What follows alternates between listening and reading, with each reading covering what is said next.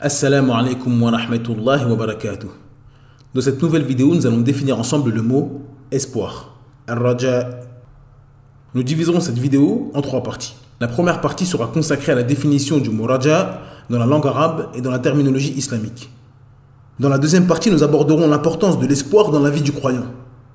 Nous verrons que l'espoir permet de préserver le cœur et la foi du croyant. Nous verrons également dans cette partie les différentes catégories de l'espoir.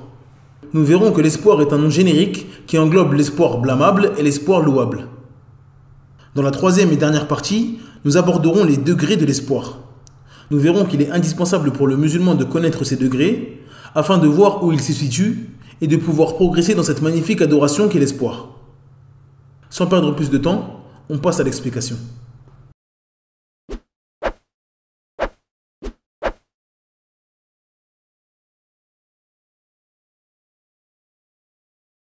Bismillahirrahmanirrahim.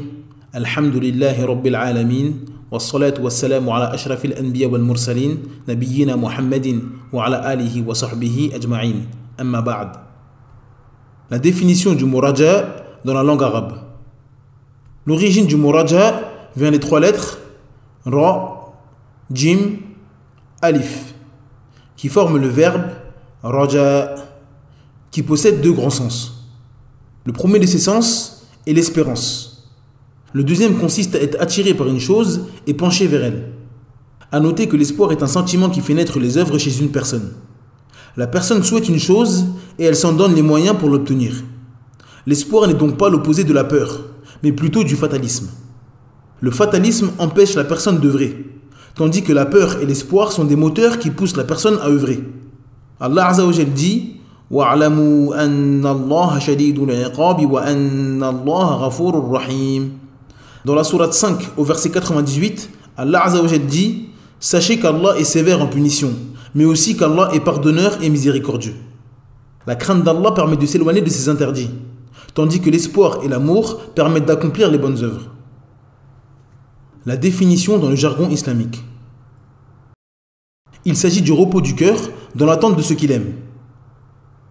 D'autres savants ont défini Ar-Raja par le désir de l'être humain dans l'obtention d'une chose.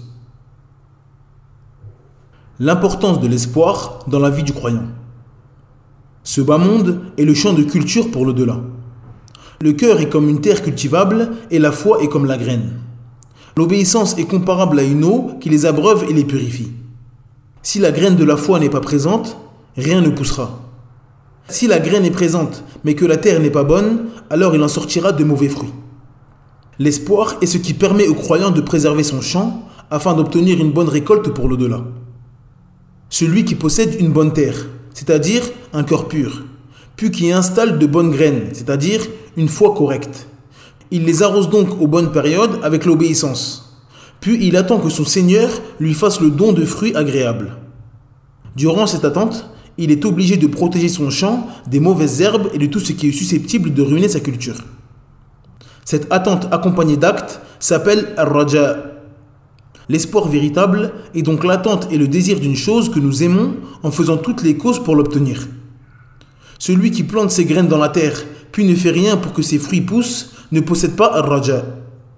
Allah Azza wa Jal dit إن الذين آمنوا والذين هاجروا وجاهدوا في سبيل الله أولئك يرجون رحمة الله والله غفور رحيم. Dans la sourate numéro 2 au verset 218, d'après la traduction approximative, Allah Azza wa Jal dit certes, ceux qui ont cru, émigré et lutté dans le sentier d'Allah, ceux-là espèrent la miséricorde d'Allah et Allah est pardonneur et miséricordieux. Ceux qui espèrent réellement la miséricorde d'Allah sont ceux qui œuvrent. L'espoir est une adoration vouée à Allah seul.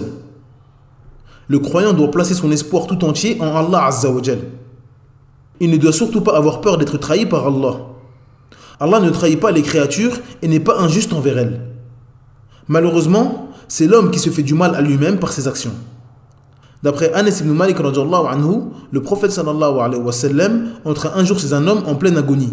Il lui dit alors « Comment te sens-tu » Il dit « Par Allah, ô messager d'Allah, j'ai espoir en Allah, mais j'ai peur à cause de mes péchés. » Le messager d'Allah lui dit alors « Tout adorateur qui réunit dans son cœur ces deux choses pendant son agonie Allah lui donnera ce qu'il espère et il le rassurera de ce qu'il craint.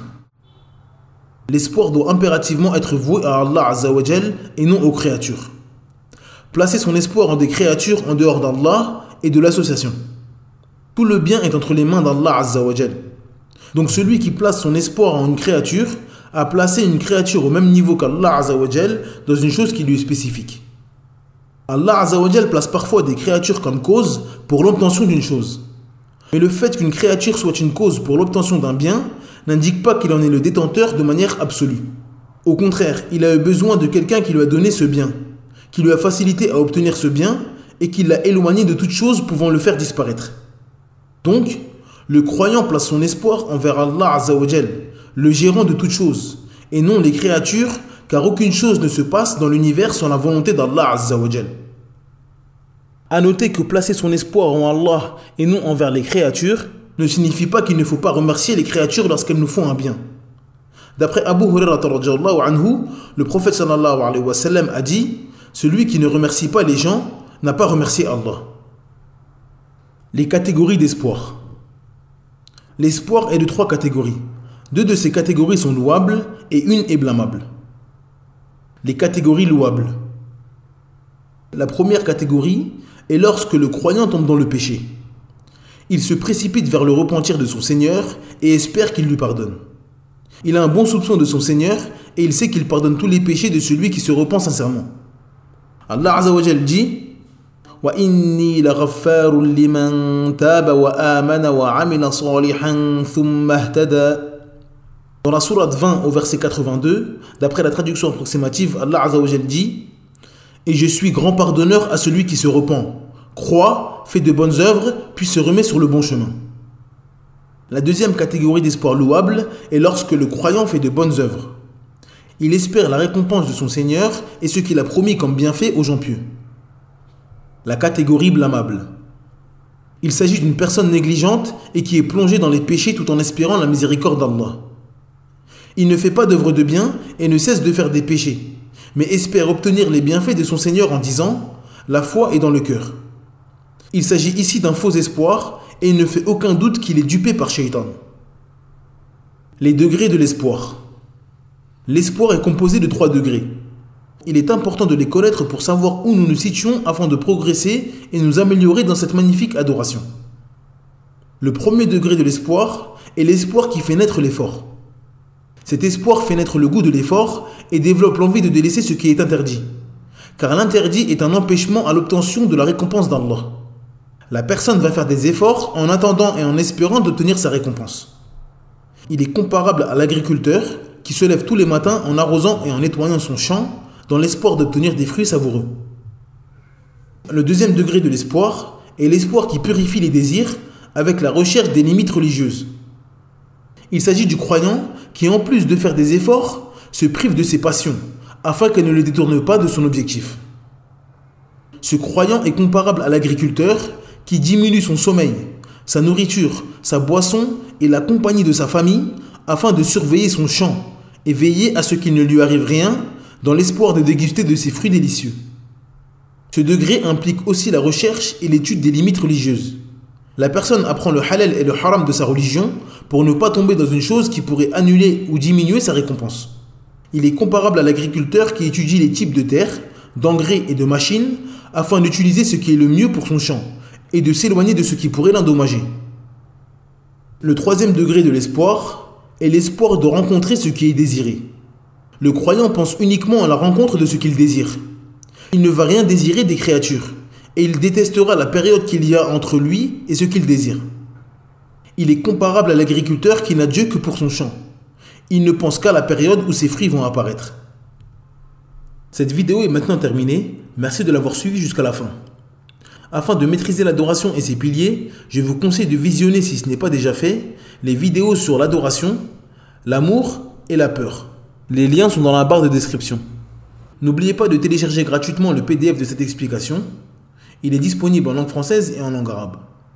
N'hésitez pas à vous abonner et à activer la cloche de notification afin de ne rater aucune vidéo. Cela permet également de faire grandir la chaîne. En attendant, je vous dis Assalamu alaikum wa rahmatullahi wa barakatuh. Subhanakallahumma bihamdik. Ashhadu an la ilaha illa ant. Astaghfiruka wa atubu ilayk.